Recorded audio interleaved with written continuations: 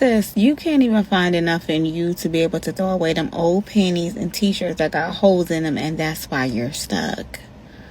Girl, I was doing my laundry the other day and I came across a shirt. It's a plain black long sleeve shirt. Nothing spectacular about this shirt, but she's a staple. She has been in my wardrobe for quite some time.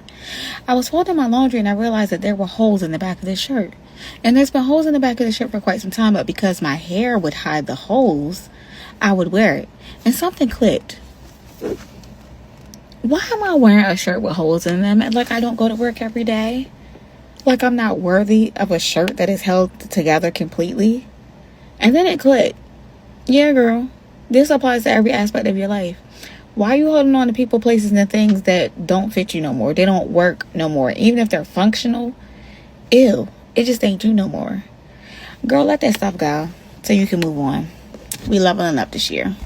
You got this, sis.